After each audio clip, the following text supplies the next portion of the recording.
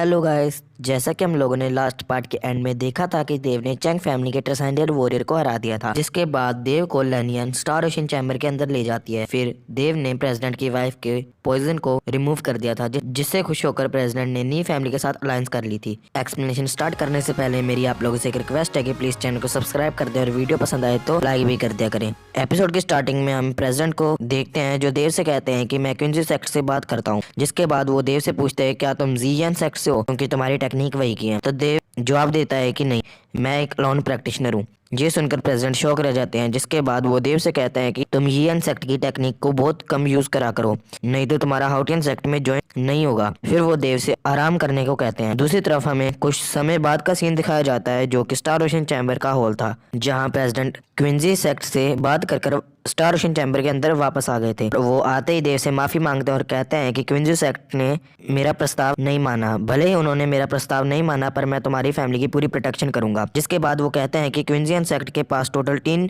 यन yuan realm के लोग हैं, पर मेरे पास सिर्फ एक ही है। दूसरा मेरा वाइस प्रेसिडेंट है जो यन युआन रैल्म के लोगों को टक्कर दे सकता है, पर मैं तीसरा कहाँ से लाऊं। तो देव खड़ा होकर कहता है कि तीसरा मैं।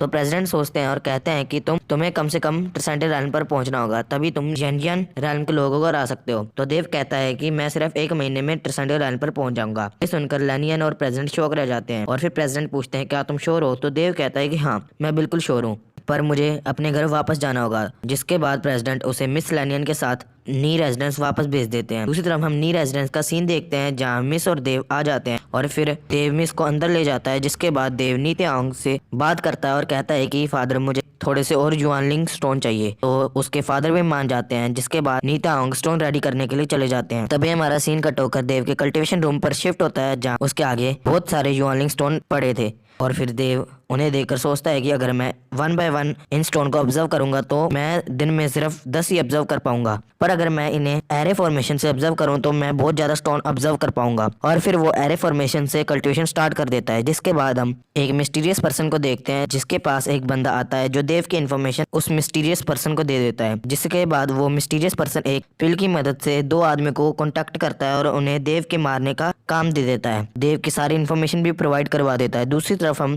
सिटी का सीन देखते हैं, जहाँ वो 2 आदमी देव को मारने के लिए आ गए थे, जिनको उस मिस्टीरियस पर्सन ने हायर किया था, जिनका देव को भी पता चल जाता है और उसे भी एहसास हो जाता है कि 2 स्ट्रॉन्ग फोर्सेस मेरी तरफ ही आ रही हैं। जिस वजह से वो उनके अटैक करने से पहले अपने कमरे से बाहर आ जाता है और उनका अटैक खाली चला जाता है। पर वो आदमी कमरे से बाहर आकर देव पर लगातार अटैक करने लग जाते हैं, जिस वजह से देव अपनी ट्राई फ्लाइंग स्टेप का यूज करता है और फास्ट स्पीड और लॉन्ग जंप से मिस लेनियन के पास पहुंच जाता है। जिसके बाद मिस लेनियन देव पर आते हुए अटैक को नलिफाई कर देती है और सारी सिचुएशन समझ जाती है। इसके बाद वहाँ एक आदमी मिस को संभालने लग जाता है और दूसरा आदमी देव से फाइट करने के लिए उसके पीछे जाने लग जाता है। और फिर देव अपनी परफेक्शन आर्ट को परफॉर्म करने के लिए जंगल ले जाने लग जाता है, क्योंकि वो यहाँ पर सबके सामने अपनी परफेक्शन आर्ट का यूज नहीं कर सकता था। जिसके बाद वो एक साइलेंट प्लेस पर आ जाता है, जहाँ वो अपनी यूनिक मार्शल आर्ट का परफॉर्म कर सके। जिसके बाद वो आदमी देव पर अपनी स्वॉर्ड स्लैश का यूज करता है, पर देव उसके अटैक को नलिफाई करने की कोशिश करता है, पर उनकी कल्टीवेशन के बीच में ज्यादा डिफरेंस होने की वजह से देव थोड़ा सा पीछे खिसक जाता है। जिसके बाद दूसरा किलर अपनी लाइटनिंग बॉल का यूज करता है,